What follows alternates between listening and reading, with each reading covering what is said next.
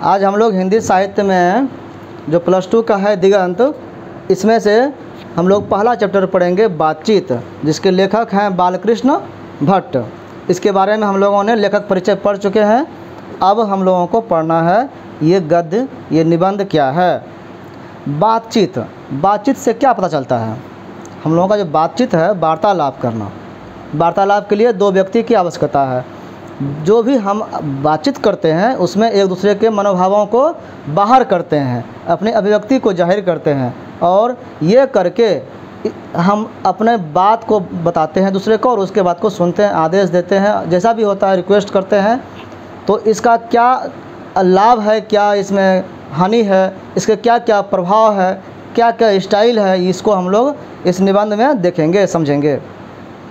इनका जो लेखन शैली है वो भी अजीब तरह का है और बहुत प्रभावी है। पढ़ते हैं हम लोग। इसे तो सभी स्वीकार करेंगे, शुरू से ही बोला कि सब लोग मानेंगे ये, कि अनेक प्रकार की शक्तियाँ जो वरदान की भांति ईश्वर ने मनुष्य को दी है। ईश्वर ने बहुत सारे वरदान के रूप में शक्ति दी है मानव को, उसमें से उनमें वाक शक्ति भी एक है। वाक शक्ति मतलब बोलने की शक्ति। तो ये बोलने की शक्ति भी ईश्वर ने दी है, एक वरदान के रूप में दी है, और ये सब लोग स्वीकार करेंगे, कोई इसको झूठ नहीं कह सकता है। यदि मनुष्य की और इंद्रियां अपने अपने शक्तियों में अविकल रहती, अगर मनुष्य को जितना भी शक्तियां दिया गया है, अगर वो सब नहीं रहता व्यक्ति के पास, तो क्या होता? यदि मनुष्य की कोई उसका इंद्रियां जो है, कितना इंद्रियां हैं? 5 ज्ञानेंद्रिय, 5 कर्मेंद्रिय, ये अपने अपने शक्ति से वंचित रहता। आँख देखने का काम नहीं करता, नाक सूंघने का काम नहीं करता, मुंह बोलने का काम नहीं करता, कान सुनने का काम नहीं करता। अगर ये सब काम नहीं होता तो क्या होता? वाक शक्ति मनुष्यों में ना होती, अगर मनुष्य को बोलने की शक्ति ना होती तो क्या होता? तो हम नहीं जानते कि इस गूंगी सृष्टि का क्या हाल होता। तो कोई अगर बोल नहीं सकता तो सृष्टि में जितने भी जीव हैं, या मनुष्य के समय में इसमें देखें हम लोग कि सब अगर गूंगा होता, कुछ भी नहीं बोलने लायक होता, तो कैसे विचार उसका प्रकट होता सामने में, कैसे वो व्यवहार करता? सृष्टि को कहते गूंगी सृष्टि। सब लोग लुंज पुंज से ही हो मानो कोने में बैठा दिए गए होते, लुंज पुंज की तरह की कोई भी दम नहीं है, चुपचाप पड़ा हुआ है, मूर्ति की तरह है। तो कैसा होता? और जो कुछ सुख दुख का अनुभव हम अपने दूसरी इंद्रियों के द्वारा करते हैं, कि सुखवाद, अब किसी को सुख दुख का अनुभव कैसे होता है? अपने इंद्रियों से ना होता है। कोई गाली दिया, दुख हो गया, कैसे जाने हम? कान से सुने तब न जाने। तो ये इंद्रियां सहायक होते हैं। इसका जो अनुभव होता है दूसरे इंद्रियों के द्वारा, उसे अवाक होने के कारण आपस में एक दूसरे से कुछ न कहा सुन पा सकते। हमको कुछ भी अनुभव हो रहा है और मुंह में बोली नहीं है, तो हम किसी को बता नहीं पाते। ये कहा रहा है कि अगर वाक शक्ति, हमारी जो वाक शक्ति है, बोलने की शक्ति अगर नहीं होता तो वाक शक्ति के अनेक फायदों में स्पीच वक्तृता और बातचीत दोनों है। वाक शक्ति का फ़ायदा क्या है कि हम लोग बोलने का एक कला होता है, और बातचीत ये समझ में आता है कि कोई बोलने कितना अच्छा से जानता है। किंतु स्पीच से बातचीत का ढंग ही निराला है। स्पीच जब देता है तो एक खास पैटर्न पर बोलते हुए निकल जाता है, एक आदमी बोलता है, और बातचीत के क्रम में आमने सामने कन्वर्सेशन होता है, बातचीत होता है। ये दोनों तरीका अलग अलग है। ये स्पीच जो होता है वो वन डायरेक्शनल होता है, एक ही तरफ से बात होती है, लेकिन बातचीत जो होती है उसमें कभी हम बोल रहे हैं, कभी सामने वाला बोल रहा है। तो ये अंतर होता है बातचीत में। बातचीत में वक्ता को नाज नखरा जाहिर करने का मौका नहीं दिया जाता कि अपने मन से अपना बड़ाई करते रहो। वह बड़े अंदाज से गिन गिन कर पाँव रखता हुआ पुलपिट पर जा खड़ा हो, और वो बात करता है गिन गिन करके, समझ समझ करके, और एक पायदान पर जाके खड़ा होता है।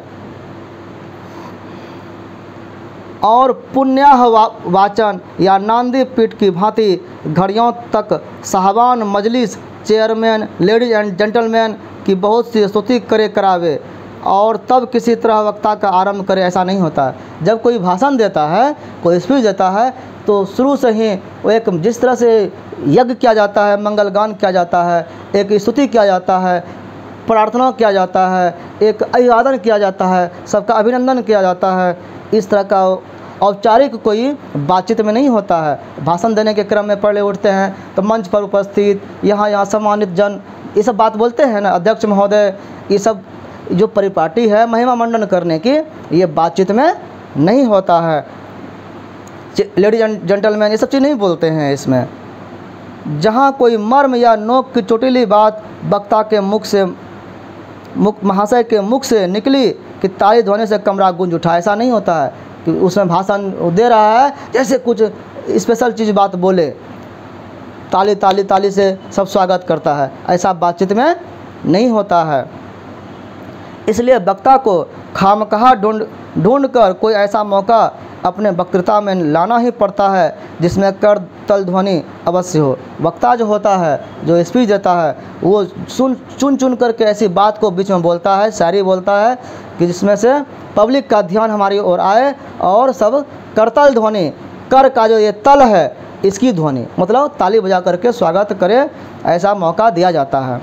वहीं हमारी साधारण बातचीत का जो अंश है, इसमें क्या होता है, कुछ ऐसा घरेलू ढंग है कि इसमें न कर तल ध्वनि का कोई मौका होता है, न कोई लोगों के कहे उड़ाने की बात ही रहती है कि कोई हंस रहा है ठहाका लगा। बातचीत में ऐसा नहीं होता है।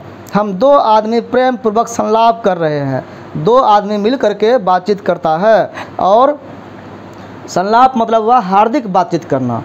बातचीत जो है अच्छी तरह से तभी होता है जब दो व्यक्ति आपस में बात करता है। कोई चुटली बात आ गई, हंस पड़े, आपस में बातचीत भी करते हैं तो औपचारिकता नहीं होती, हंसेंगे तो कोई लोग क्या कहेगा, आपस में बात कर रहे हैं तो उसमें हंसी ठिठोली भी होती है। मुस्कुराहट से होठों का केवल फड़क उठना ही इस हंसी की अंतिम सीमा है। और हंसने का मतलब सीमा क्या है कि थोड़ा सा भी होंठ हिल जाना, मुस्कुरा जाना। और स्पीच का उद्देश्य सुनने वालों के मन में जोश और उत्साह भर देना है। स्पीच जो भाषण जो होता है कि जो सुनेगा उसमें एक जोश होना चाहिए, उत्साह पैदा करना चाहिए। लेकिन घरेलू बातचीत जो होता है ये मन रमाने का ढंग है कि मन लगा रहे हैं, बातचीत कर रहे हैं, गपशप कर रहे हैं। इसमें स्पीच की वह संजीदगी बेकदर हो धक्के खाती फिरती है। वो संजीदगी जो होती है कि हम फिट फाट होकर के बोल रहे हैं, ऐसा बातचीत में नहीं होता है। जहाँ आदमी की अपनी ज़िंदगी मज़ेदार बनाने के लिए खाने पीने चलने फिरने आदि की ज़रूरत है, वहाँ बातचीत की भी उसको आवश्यकता होती है। जिस तरह से आवश्यक चीज़ों में माना जाता है व्यक्ति को क्या चाहिए, खाना पीना चाहिए, रहने का ढंग जगह चाहिए, चलने फिरने के लिए कुछ जगह चाहिए, ये सब जो आवश्यकता है उसी में बातचीत को भी मुख्य मानना चाहिए। जो कुछ मवाद या धुआं जमा रहता है, जो गंदगी अंदर में जमा है, वह बातचीत के जरिए भाव बनकर बाहर निकलता है। व्यक्ति के मन में बहुत सारा भाव रहता है, विचार रहता है, और वो अंदर ही अंदर काटता है। वो चाहता है कि किसी को हम ये बोल दें, और बोल देता है तो मन हल्का हो जाता है। ऐसा होता है, लगता है ना कि हम ये बात किसी को बोल दिए तो मन हल्का हो गया। ये गंदगी है, ये भाव बन करके उड़ जाता है। चित्त हल्का और स्वच्छ हो, परम आनंद में मग्न हो जाता है। जैसे ही हम बात किसी से करते हैं तो मगन हो जाते हैं, आनंद मिल जाता है। बातचीत का भी एक ख़ास तरह का मज़ा होता है, इसमें भी एक मज़ा आता है। जिनको बातचीत करने की लत पड़ जाती है, लेकिन बातचीत का मज़ा तो है, लेकिन लत नहीं पड़ना चाहिए। किसी को अगर लत पड़ जाता है गप करने का, तो वो इसके पीछे खाना पीना भी छोड़ देते हैं, भूल जाता है कि हमको खाना भी, गप में मगन हो गया, बातचीत में मगन हो गया। अपना बड़ा हर्ज कर देना उन्हें पसंद आता है। अपना कुछ हर्जा हो गया, कुछ नुकसान हो गया, उससे मतलब नहीं है। बात करने को तो मिला, गप करने में लोग इतने माहिर हो जाते हैं, पर वे बातचीत का मज़ा नहीं खोना चाहते। बातचीत का इतना मज़ा इंटरेस्टिंग होता है कि उसको छोड़ना नहीं चाहते। उसको पाने के लिए और चाहे कुछ भी छूट जाए, कुछ भी लॉस हो जाए, वो सब बर्दाश्त करते हैं। रॉबिन्सन क्रूसो का एक किस्सा है, बहुधा लोगों ने पढ़ा होगा, जिसे 16 वर्ष की तक मनुष्य मुख देखने को भी नहीं मिला। रॉबिन्सन क्रूसो के बारे में कहा जाता है, इनकी कहानी है कि उनको 16 साल तक जो है अलग रखा गया, कुत्ता बिल्ली जानवरों के बीच में रखा गया। कोई व्यक्ति उसके सामने आया ही नहीं। जब कोई व्यक्ति नहीं आएगा तो कुत्ते बिल्ली से बात कितना देर करेगा, उससे मनोरंजन तो हो नहीं सकता है। और 16 साल जब हुआ तो उसके बाद जो है उसने फ्राइडे के मुंह से एक बात सुनी, मतलब फ्राइडे उसके सामने आया और वो बोला। यद्यपि उसने अपने जंगली बोली में कहा था, आदमी था लेकिन जंगली बोली में वो कुछ बोल दिया, भौं भौं कुत्ता की तरह कर दिया होगा या म्याऊं म्याऊं बिल्ली की तरह कर दिया होगा, लेकिन वो समझ गया कि ये आदमी का आवाज़ है। पर उस समय रॉबिन्सन को ऐसा आनंद हुआ, जैसे आदमी का बात सुना 16 साल के बाद बहुत खुश हुआ, आनंद मिला, मानो उसने नए सिरे से फिर से आदमी का चोला पाया। तब उसको लगने लगा कि हम भी आदमी हैं। मतलब 16 साल में भूल गया था कि हम आदमी भी हैं, हम बोल भी सकते हैं। इससे सिद्ध होता है कि मनुष्य की वाक शक्ति में कहाँ तक लुभा लेने की ताकत है। वाक शक्ति जो है ये दुनिया को लुभा सकता है, दुनिया का एंजॉय कर सकता है। जिनसे केवल, दूसरा उदाहरण है कि जिनसे केवल पत्र व्यवहार है, ऐसे दो व्यक्ति हैं। और जो हम लोगों के समय में देखते थे, अब तो मोबाइल का ज़माना है, बात भी हो जाती है, पहले पत्र लिख करके खबर लिया जाता था। तो जो व्यक्ति, दो व्यक्ति दोस्त हैं मान लो, और दूर दूर में रहते हैं और उनमें आपस में संबंध है पत्र के द्वारा, ये पत्र से लिख करके उसको भेजता है और वो पत्र लिख करके इसको भेज रहा है। तो पत्र के माध्यम से जो बातचीत हो रहा है, पत्र व्यवहार कहेंगे। कभी कभी एक बार भी साक्षात्कार नहीं हुआ है, एक बार भी मुलाकात नहीं हुआ है। उन्हें अपने प्रेमी से बात करने की कितनी लालसा रहती है। अगर ऐसे कोई लवर है, कोई प्रेमी प्रेमिका है और पत्र से व्यवहार कर रहा है बातचीत का, तो उसके मन में मिलने की कितनी इच्छा रहती होगी, कितनी लालसा रहती होगी। अपना आभ्यंतरिक भाव दूसरे पर प्रकट करना, अपना अंदर का जो भाव है उसको दूसरे पर लिख कर सब कुछ नहीं बताया जा सकता है। और उसका आशय आप ग्रहण कर लेना शब्दों के ही द्वारा हो सकता है। ये शब्द लिख करके नहीं, ये बोली से ही सही तरीके से स्पष्ट अभिव्यक्ति हो सकता है। सच है, जब तक मनुष्य बोलता नहीं तब तक उसका गुण दोष प्रकट नहीं होता। व्यक्ति को देख करके सब कुछ उसका गुण हम अनुभव नहीं कर सकते हैं जब तक वो बोलता नहीं है। कई बार ऐसा देखा गया कि व्यक्ति बहुत सुंदर है और बोलने नहीं आता, गूंगा है। वो बोला तो तोतली भाषा में बोल रहा है, और या तो वह अनपढ़ गंवार की तरह है। लोग देख करके आकर्षित हो सकता है लेकिन सुन करके लोग भाग जाए। तो ये कहा जा रहा है कि उसका आशय पूरी तरह से तभी ग्रहण हो सकता है जब व्यक्ति बोलता है। बेन जॉनसन का यह कहना है कि बोलने से ही मनुष्य के रूप का साक्षात्कार होता है। मनुष्य का साक्षात्कार कैसे होगा, उसका आमना सामना पूरी दर्शन कैसे हो सकता है, जब व्यक्ति बोलता है, और ये उचित ही जान पड़ता है। जॉनसन का जो कहना है, बेन जॉनसन का, ये सही है। इस बातचीत की सीमा 2 से लेकर वहाँ तक रखी जा सकती है। अच्छा, बातचीत के लिए कितने लोगों की आवश्यकता है? कम से कम 2। कितनी ज़रूरत है? कम से कम 2 व्यक्ति ज़रूर चाहिए। और उनकी कहाँ तक हो सकता है, कितने लोगों तक? उनकी जहाँ जमात, मीटिंग या सभा न समझ ली जाए, या तो 2 व्यक्ति, ये कम से कम हुआ, और ज़्यादा हो गया जमात। जमात का मतलब हो गया भीड़, सभा, ठीक है, उसका अपना समाज। तो यहाँ से लेकर यहाँ तक इसका कम से कम आवश्यकता 2 व्यक्ति का, और अधिक से अधिक पूरा जमात हो सकता है, पूरा सभा हो सकता है, भीड़ हो सकता है।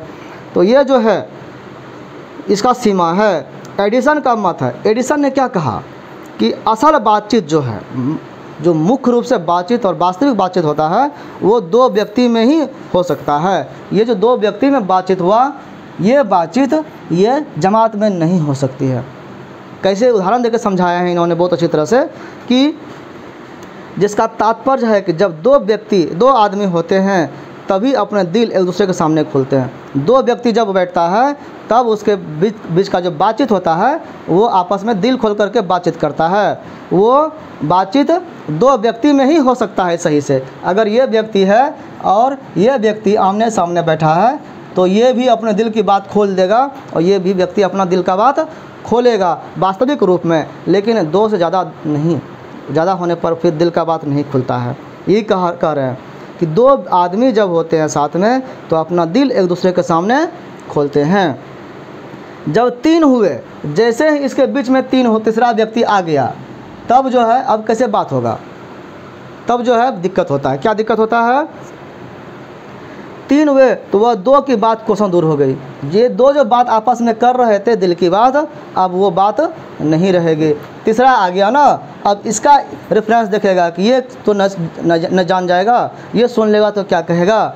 इस तरह से बातचीत का पैटर्न बदल जाता है। वहाँ पर कहा भी है कि 6 कानों में बड़ी जो बड़ी बात होती है वो खुल जाती है। अब इसमें कितना कान हो गया?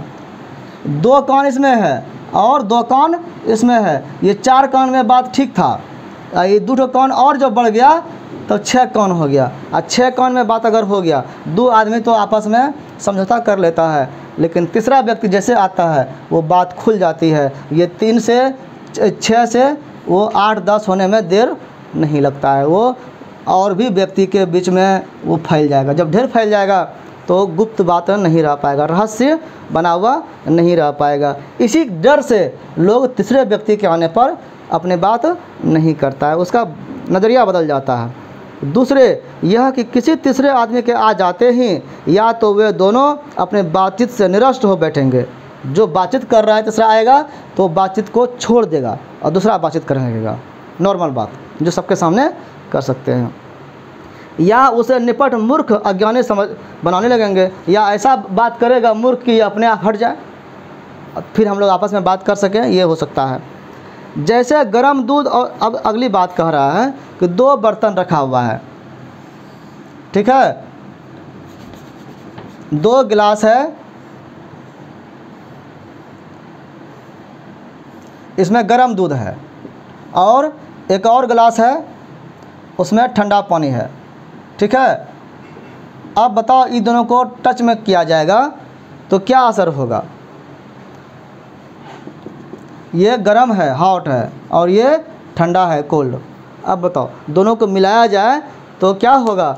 इसका टेम्परेचर इसमें जाएगा कि नहीं जाएगा? विसरण का नियम होता है कि ज़्यादा टेम्परेचर से कम टेम्परेचर में वो उसका ट्रांसफ़र होता है। तो दूध क्या होगा? वो ठंडा होने लगेगा, और पानी क्या होगा?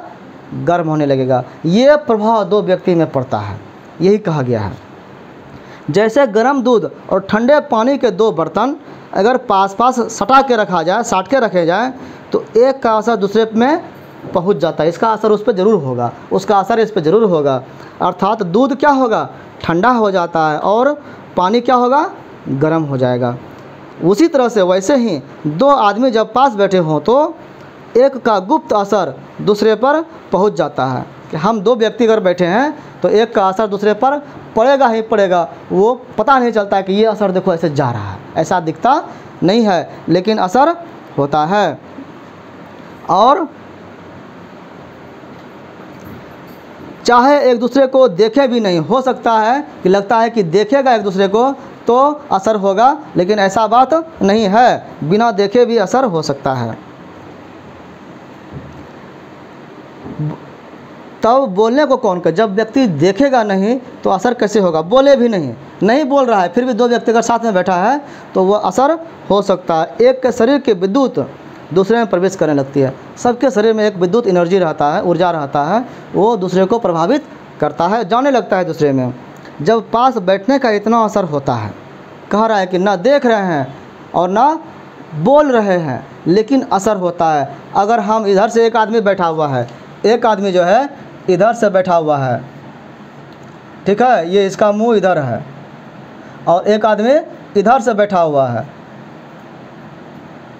ये ऐसे। अब ये पीठ सटा के बैठा हुआ है एक ही जगह, क्या इस पे असर होगा?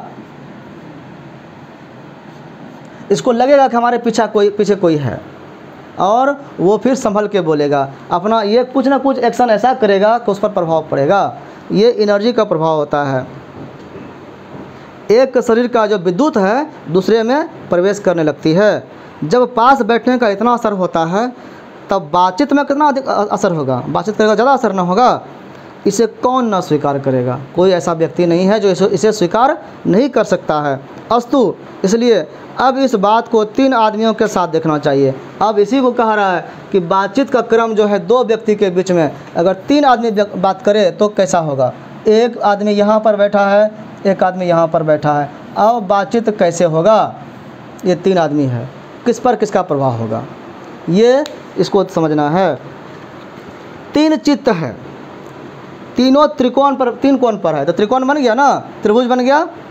और इसके बीच में जो बात हो रही है, तीनों की मनोवृत्ति का जो प्रसंग है, वो प्रसरण की धारा मानो उस त्रिकोण की 3 रेखाएं हैं, 3 भुजाएं हैं।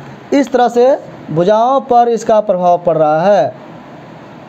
और इस तरह से, और इसका उल्टा भी तो पड़ेगा।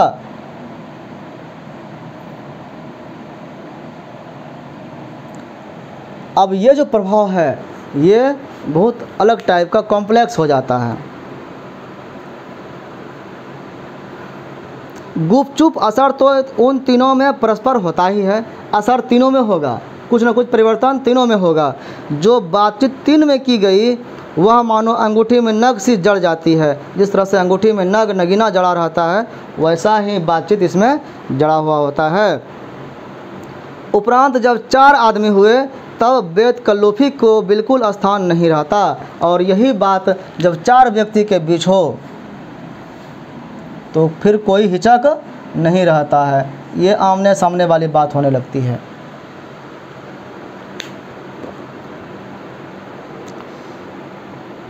खुल के बातें ना होगी, 4 बात अगर बढ़ा, जैसे जैसे आदमी बढ़ेगा वैसे वैसे बातचीत का नज़रिया जो हो बाहर की ओर होगा, अंदर का दिल का बात जो है नहीं होगा। 2 आदमी जितना दिल का बात हो रहा था 3 आदमी में उसका कम हुआ, और 4 आदमी में और भी जो है बातचीत का नज़रिया बदल जाएगा, तरीका बदल जाएगा। और उसमें जब बातचीत होगा वो खुल करके नहीं होगा, मतलब दिल की बात नहीं करेगा। जो कुछ बातचीत की जाएगी वो फॉर्मेलिटी के रूप में बातचीत होगा कि साथ में बैठे हैं तो बात तो करना है, और गौरव और संजीदगी के लक्ष्य में सनी हुई होगी कि अपनी अपनी बड़ाई, एक लगेगा कि हम फॉर्मल ड्रेस में बैठे हुए हैं और मीटिंग में बैठे हैं बात कर रहे हैं, इस तरह का लगेगा। 4 से अधिक की बातचीत जो होता है वो केवल राम रामावल कहलाएगी कि राम राम खाली कर रहे हैं, किस तरह से बात कर रहे हैं, बस ऐसे ही। उसे हम संलाप नहीं कह सकते हैं। संलाप जो है वो क्या था, ये है हृदय से बातचीत करना, ठीक है, हृदय से संवाद करना, दिल से बात करना। ये कब संभव है, जब 2 व्यक्ति साथ में बात करते हों, 2 से ज़्यादा होने पर ये नहीं हो पाता है। इस बातचीत के अनेक भेद हैं। अच्छा, बातचीत का कितना भेद हो सकता है, कितने तरह के बातचीत हो सकते हैं, उसको हम लोग देखेंगे। 2 व्यक्ति चाहिए ना बात करने के लिए, कितने लोग हो सकते हैं।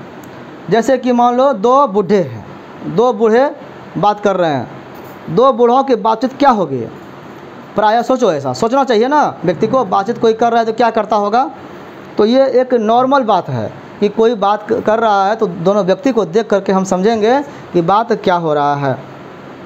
2 बूढ़े बात कर रहे हैं तो उसका बातचीत जो होगा वो कैसा होगा, ज़माने की शिकायत पर होगा। वो किसी न किसी ज़माने का शिकायत करेगा, कैसा ज़माना आ गया है, अभी के बच्चे लोग बात नहीं सुनते हैं, ये सब चीज़ होगा। वह बाबा आदम के समय की ऐसी दास्तान शुरू करते हैं, वो कहानी शुरू करेगा। बाबा आदम मतलब बहुत पुराना, अपने बचपन का कहानी शुरू करेगा बूढ़े लोग, ठीक है। और जिसमें 4 सच तो 10 झूठ होगा। मतलब क्या है, आधा से ज़्यादा झूठे बात बोलेगा वो। हमारे समय तो ऐसा था, हम तो इतना ऐसे करते थे, कुछ भी नहीं करता था, लेकिन एक करता था तो 4 बोलेगा, अपनी बड़ाई करेगा अपने समय का। एक बार उनकी बातचीत का घोड़ा छूट जाना चाहिए। अगर बातचीत शुरू हो गया, कोई 2 बूढ़ा बात करने लगा तो वो घोड़े की तरह सर पर दौड़ने लगता है, रुकता नहीं है जल्दी। तो घोड़ा अगर छूट गया तो पहरों बीत जाने पर भी अंत न होगा। उसका समय 1 पहर, 2 पहर, 3 पहर बीत जाएगा, बातचीत कभी ख़त्म नहीं होगा। प्रायः अंग्रेजी राज्य, उसमें अंग्रेज़ों का राज था इसलिए लिखे हैं, प्रदेश और पुराने समय की रीति नीति का अनुमोदन कि पुराना समय में ऐसा नियम था, ऐसा रीति व्यवहार था, उसका यही होना चाहिए था, यही बात करेगा। और इस समय के जो वर्तमान समय में उसका होता है, कहेगा कि इस समय के जो सब भांति लायक नौजवान है, अभी जो नौजवान है जो काम कर रहा है उसका निंदा करेगा कि अभी के लड़के, अभी की लड़कियां वो सही काम सही ढंग से नहीं कर रही है, रीति नियम का पालन नहीं कर रहा है। यही बातचीत का मुख्य प्रकरण होगा। 2 बूढ़ा व्यक्ति बात करेगा तो क्या करेगा, अपने समय का बड़ाई करेगा और अभी के समय का निंदा करेगा, ये उसका मुख्य बात होता है। पढ़े लिखे हुए अगर पढ़ा लिखा बूढ़ा है तो शेक्सपियर, मिल्टन, मिल, स्पेंसर जीप पर नशा करेंगे। बड़े बड़े विद्वान का नाम जो है फट पर मुख पे बोलेगा, लेकिन कितना विद्वान है, सिर्फ नाम जान रहा है, थोड़ा थोड़ा एक लाइन जान रहा है उसके बारे में, वो उसको जानता नहीं है, लेकिन खूब बात बोलेगा कि लगेगा लोगों को कि बहुत बड़ा विद्वान है ये। अपने लियाकत के नशे में चूर, ये लियाकत मतलब हो गया योग्यता, योग्यता कि हम बहुत बड़े विद्वान हैं, उसमें चूर, हम चुनी दिगरे नेस्त, ये जो शब्द है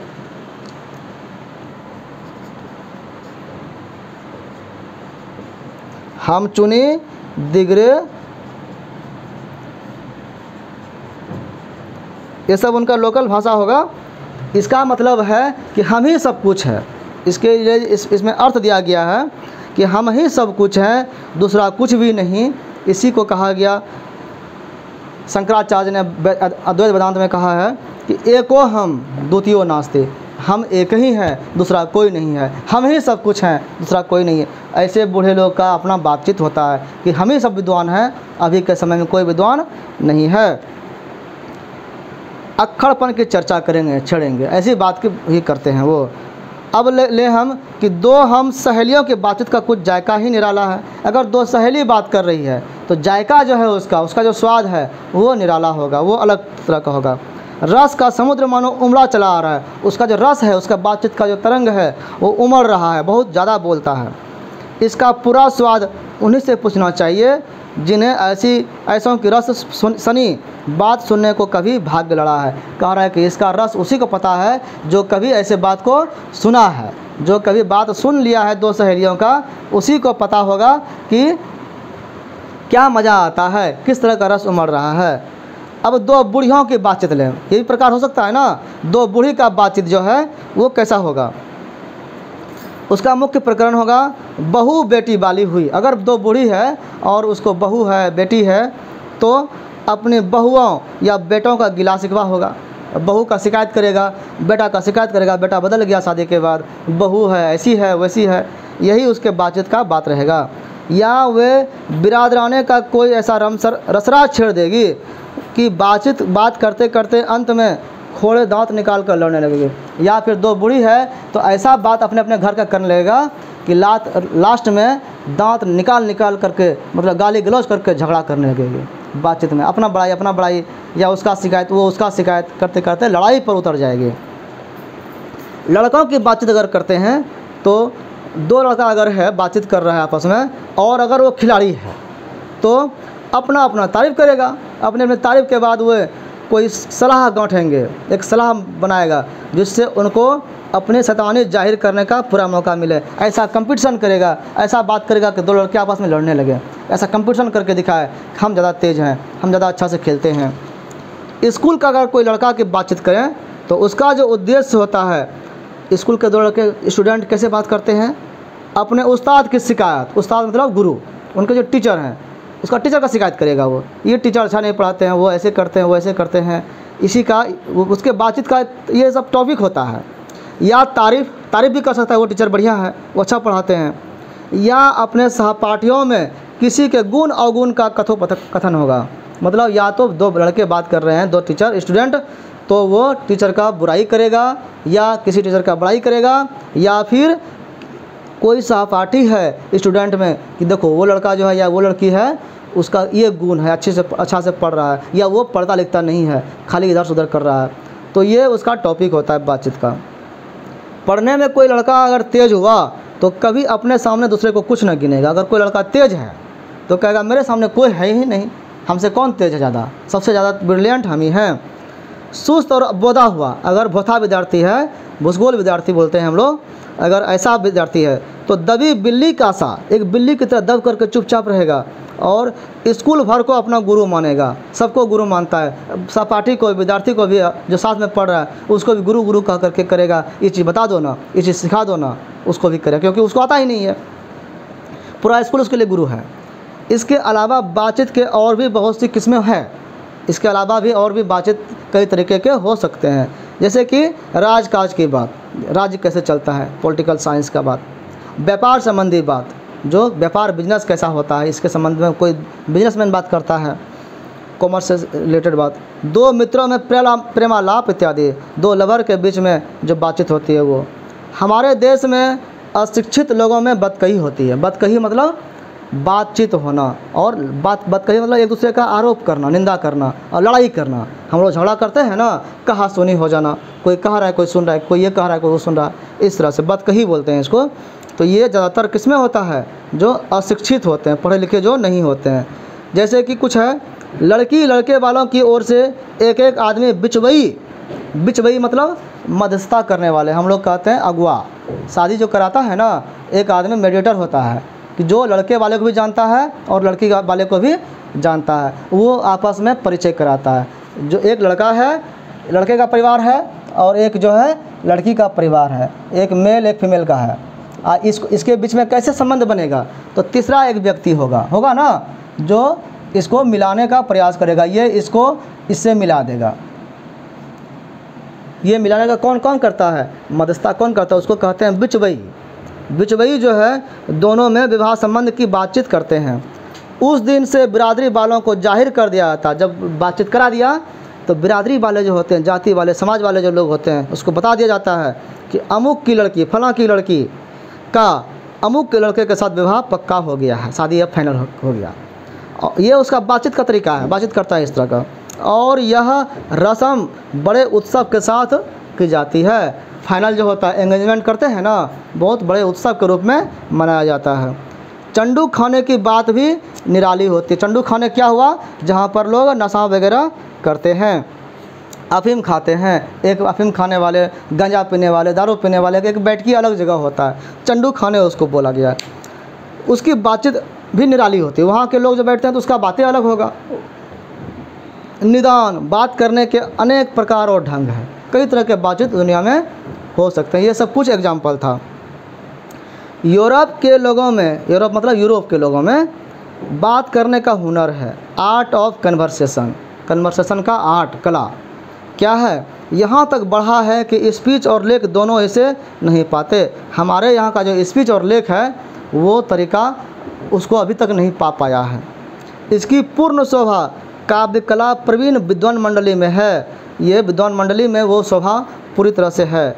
ऐसे चतुराई के प्रसंग छेड़े जाते हैं कि जिन्हें सुन कान को अत्यंत सुख मिलता है। वो जो बात करते हैं यूरोप के लोग आपस में, वो विद्वता की बात करते हैं, विद्वान मंडली की बात कर रहे हैं ये, तो वो ऐसा बात होता है उन लोगों का कि सुन करके सुकून मिलता है, शांति मिलता है, सुख मिलता है। सुहृदय गोष्ठी इसी का नाम है। इसी को कहा गया सुहृद गोष्ठी।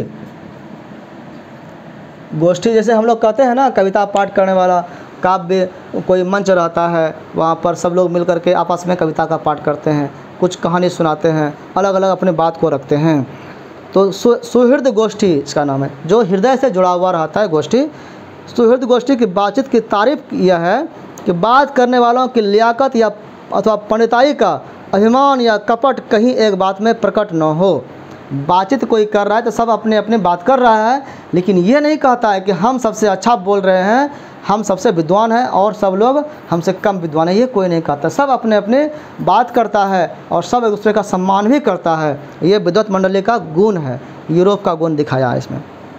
अभिमान नहीं करता है, वरन क्रम में रसाभास पैदा करने वाले शब्दों को बरतते हुए चतुर सयाने अपने बातचीत को सुरक्षित रखते हैं। सभी चतुर सयाने होते हैं, विद्वान होते हैं, और बातचीत में ऐसा ऐसा शब्द प्रयोग करते हैं कि एक दूसरे का सब के मन में रसास्वादन हो, सम्मान हो, वाह वाह करे। वह रस हमारे आधुनिक शुष्क पंडित की बातचीत में, अभी का जो आधुनिक पंडित है, जो विद्वान है हमारे यहाँ, वो बातचीत जो करता है वो शुष्क पंडित उसको कहा। शुष्क मतलब सूखी भाषा में, रूखी भाषा में बातचीत कर रहा है। शास्त्रार्थ करता है। शास्त्रार्थ जो जैसे हम लोग डिबेट करते हैं तो वो शास्त्रार्थ कह सकते हैं। पहले पुराण का आधार होता था, पौराणिक गाथाओं पर होता था, कहानियों पर। कोई कभी आवेगा ही नहीं, कह रहा है कि आवे, वो कहीं भी नहीं आ सकता है। शास्त्रार्थ में रूखा सूखा बात होता है, एक दूसरे का कटाक्ष होता है, प्रेम का बात नहीं होता है, वाह वाह नहीं होता है इसमें, इसलिए वो इसमें समरसता नहीं आ सकता है। वह रस जो है इसमें कभी नहीं आ सकता। ये कैसा होता है? मुर्ग और बटेर की लड़ाई की झपटा झपटी। मुर्गा और बटेर जिस तरह से लड़ेगा तो एक दूसरे को मारने के लिए, खाने के लिए दौड़ता है, उस तरह से झपटा झपटी होता है। समान उनकी निरस, जिसमें कोई रस नहीं है, काँव काँव में सरस संलाप की चर्चा ही चलाना व्यर्थ है। उसमें काँव काँव काँव काँव कर रहा है तो वहाँ पर सरस रूप से संलाप हो रहा है, दिल का बातचीत हो रहा है, ये कहना व्यर्थ है, ऐसा नहीं होता है। वरन उसमें क्या होता है? कपट और एक दूसरे को अपने पांडित्य के प्रकाश से बाद में परास्त करने का संघर्ष, कि हम अपने पांडित्य से, अपने विद्वता से उसको परास्त कर दें, उसको हरा दें, ये संघर्ष होता है। आदि रसाभास की सामग्री वहाँ बहुतायत के साथ आपको मिलेगी। वहाँ पर जो है जहाँ पर शास्त्रार्थ होता है वहाँ पर काँव काँव मुर्गा बटर की लड़ाई की तरह झाँव झाँव होता है और उसमें संलाप नहीं होता है, परास्त करने का संघर्ष होता है। ये चाहता है उसको हम हरा दें, वो चाहता है इसको हरा दें, इस तरह की बात होती है। घंटे भर तक काँव काँव करते रहेंगे। जैसे कि हम लोग टीवी पर डिबेट देखते हैं ना, 4 पैनल पे लोग बैठा हुआ है और बात कर रहा है, लड़ रहा है, लगता है कि एकदम झगड़ा हो रहा है। घंटे भर तक काँव काँव करते रहेंगे तो कुछ ना होगा, लेकिन रिजल्ट कुछ नहीं निकलता है उससे, अपने अपने बात करता है। बड़ी बड़ी कंपनी और कारखाने आदि बड़े से बड़े काम इसी तरह पहले 2-4 दिली दोस्तों की बातचीत से शुरू किए गए। जितने भी बड़े बड़े कंपनी देखते हैं वो कैसे बना, अकेले कोई नहीं बना पाया, वो 2-4 व्यक्ति जो है आपस में बात करके ही बनाया, एक समझौता किया, कंपनी बनाया। कंपनी शेयर से चलता है ना, शेयर मतलब कुछ लोगों का अंशदान रहता है, उसमें पार्टिसिपेशन रहता है, हम इतना % लगा रहे हैं पूंजी, तुम इतना लगाओ। तो ये संघर्ष से नहीं होता है, ये प्रेम से होता है, दिली बातचीत से होता है। उपरांत उसके बाद जो है बढ़ते बढ़ते यहाँ तक बढ़े कि हज़ारों मनुष्य, पहले 1 2 3 मिलते हैं, 4 मिलते हैं और बाद में हज़ारों की संख्या में शेयर बिकने लगता है ना, हज़ारों के मनुष्य की उनसे जीविका चलने लगती है। कंपनी के जीवन पर आश्रित होता है, कंपनी में काम करने वाले हज़ारों वर्कर होते हैं, सब कमा रहा है, खा रहा है, डिपेंडेंट होता है, अपना परिवार पालन पोषण कर रहा है, सबका जीविका चलता है उससे। और साल में लाखों की आमदनी होने लगती है उस पर आधारित कंपनी खोलने पर। 25 वर्ष के ऊपर वालों की बातचीत अवश्य ही कुछ न कुछ सारगर्भित होती होगी। कहा गया कि 25 साल के बाद जो व्यक्ति होते हैं वो जो बातचीत करते होंगे तो वो ज़रूर है कि सारगर्भित होगा, कुछ रचनात्मक होगा, कुछ नया करने वाला बात होगा उसमें। क्यों होगा ऐसा? क्योंकि उसमें अनुभव होगा, उसको 25 साल तक का अनुभव जो हुआ है उस अनुभव से वो गलतियां नहीं करेगी और दूरंदेशी से खाली ना होगी, उसको दूर में क्या होने वाला भविष्य दृष्टा हो जाएगा अनुभव के कारण, और वो जो भी बात करेगा सही बात करेगा। 25 से नीचे की बातचीत में, 25 साल से जो कम उम्र का लड़का लड़की है उसका जब बातचीत होगा उसमें अनुभव नहीं होगा, उतना दूरदर्शिता नहीं होगा और गौरव भी नहीं होगा, इसका नहीं, ये सब नहीं पाया जाता है। पर इसमें एक प्रकार का ऐसा दिल बहलाव, तब क्या होगा उसमें 25 साल से कम के जो बच्चियां हैं उसमें दिल बहलाव वाली बात होगा, सिर्फ मनोरंजन की बात होगा और ताजगी रहेगा, जिसकी मिठास उससे 10 गुनी बढ़ी चढ़ी रहेगी। जितना बोलेगा उससे ज़्यादा खुशी होता है, लेकिन उसमें अनुभव का कमी होता है। यहाँ तक हमने बाहरी बातचीत का हाल लिखा। ये सब जो बातचीत है बाहरी बातचीत है, जिसमें दूसरे फरीक के होने की बहुत आवश्यकता है। एक व्यक्ति अकेला बात नहीं कर सकता, उसको एक दूसरा फरीक, दूसरा भागीदार चाहिए बात करने के लिए, उसको व्यक्ति चाहिए। बिना किसी दूसरे मनुष्य के हुए जो किसी तरह संभव नहीं है, बिना कोई दूसरा मनुष्य जो है रहे ऐसा बातचीत संभव नहीं है, जो 2 ही तरह पर हो सकता है। अब 2 व्यक्ति में बातचीत कैसे हो सकता है बिना 2 व्यक्ति का? या तो कोई हमारे, अब देखो हम अकेले हैं, हम घर में, अब दूसरे से बातचीत, हमको बातचीत करने का मन कर रहा है तो बातचीत कैसे होगा? बातचीत करने के लिए अगर कोई हमारा दोस्त है या तो हम उसके घर जाएंगे या वो हमारे घर आएगा तभी ना बातचीत होगा।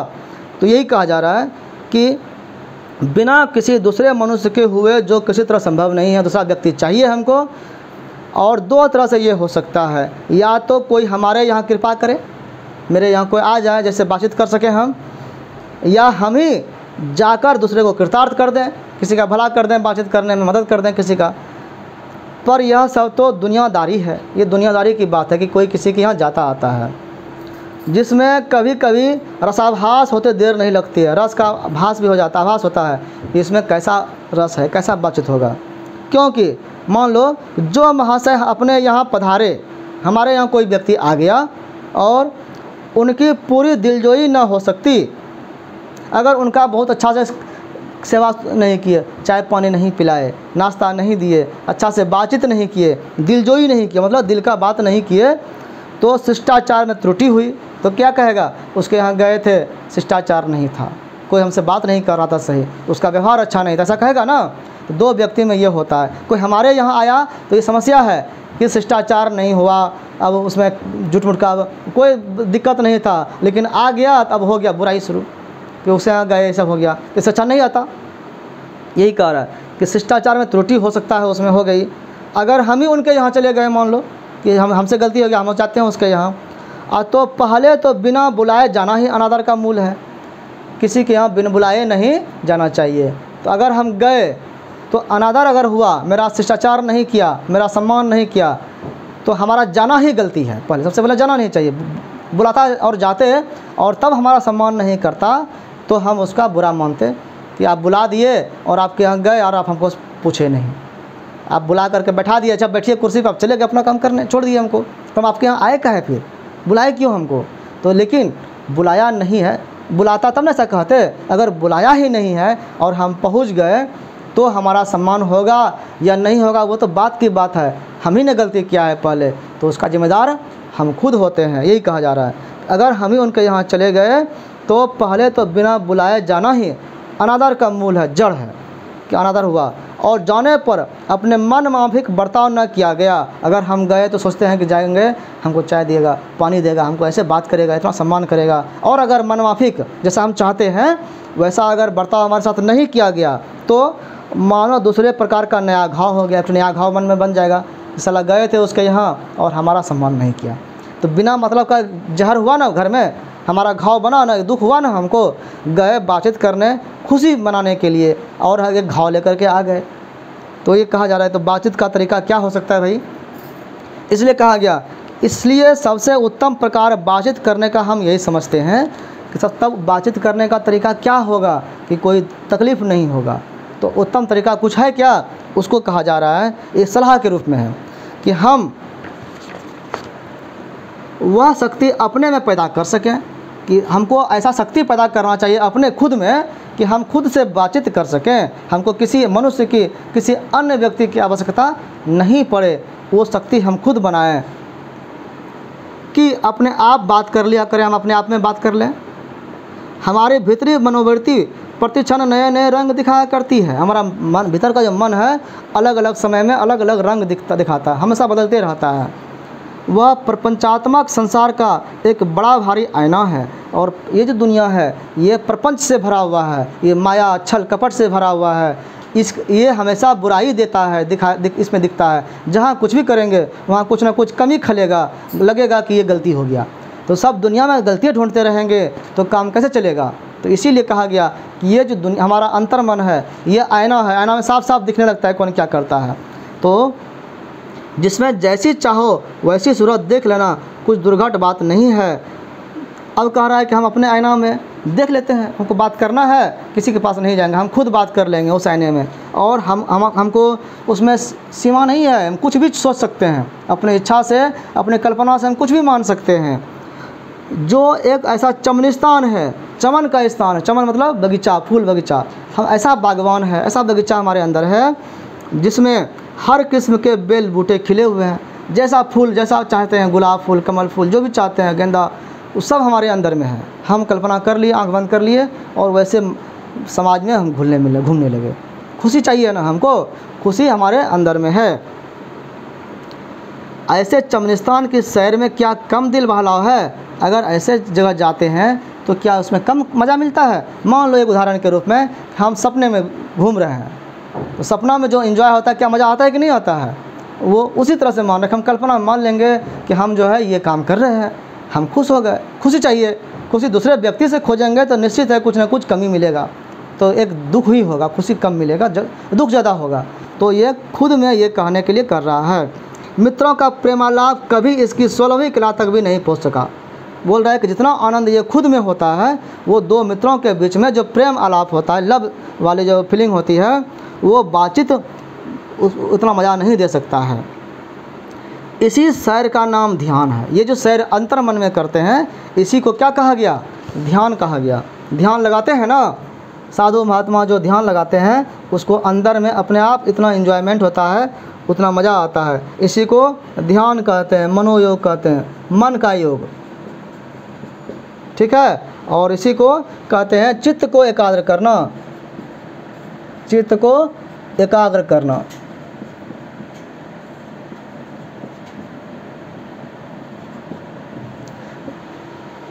योग दर्शन में कहा गया है, योग क्या है? चित्त वृत्ति निरोधा। चित्त वृत्ति जो हमारा है, हमारा जो मन भागता है, इसको निरोध करना, इसको रोक देना, चित्त को एकाग्र करना, एक जगह स्थिर करना। ये ध्यान कहलाता है, ये मनोयोग कहलाता है, मन का योग करना, जिसका साधन ये लेकिन आसान नहीं है, 1-2 दिन में संभव नहीं है, 1-2 दिन का काम नहीं है। ये कब होगा? ये वर्षों के अभ्यास के उपरांत होगा। कई सालों तक इसका अभ्यास करना पड़ेगा कि हम चुपचाप रहें, हम अपने मन में ध्यान करें और अपने मन में ही एंजॉय करें। वर्षों के अभ्यास के उपरांत यदि हम थोड़ी भी अपनी मनोवृत्ति स्थिर करने का कर अवाक हों, अगर इसको हम थोड़ा भी कर सकें, अवाक मतलब वाक नहीं, बोली नहीं, अवाक मतलब बिना बोले चुप हो सकें और अपने मन के साथ बातचीत कर सकें और मन ही मन बात कर रहे हैं, तो मानो अहोभाग्य है, इसको अहोभाग्य मान लेना चाहिए। एक वाक शक्ति मात्र के दमन से, एक बोली को सिर्फ दमन कर दें, अपनी बोली को रोक लें, अपना आवाज़ को कंट्रोल कर लें, तो क्या होगा? इससे न जाने कितने प्रकार का दमन हो गया, कितने प्रकार के चीज़ों को हमने रोक दिया है। क्या क्या रुकता है? हमारी जिह्वा जो है, हम बोलते किससे हैं? जिससे बोलते हैं ना। तो जिह्वा कैसी होती है? कहा गया ये कतरनी है। कतरनी, कतरनी मतलब कैंची, कतरने वाला, जैसे कपड़ा को कैंची कैसे कैसे काट देता है, वैसे ही जो हमारी जिह्वा है ये संबंधों को ख़राब करने में भी योगदान करता है। हम बोलते हैं तभी ना गलती बोला जाता है, हम बोले ही नहीं तो गलती भी नहीं बुलाएगा। बोलते हैं तो अच्छा कम, बुरा ज़्यादा बोला जाता है। तो इसीलिए बोलने पर कंट्रोल करने के लिए कहा गया है, वाक शक्ति को दमन करने के लिए कहा गया है। इनमें कहा गया है कि हमारे जिह्वा जो है कतरनी के समान है और सदा क्या करती है? स्वच्छंद चला करती है, स्वच्छंद होकर के जहाँ मन तहाँ चल जाती है, किसी को भी काट देता है।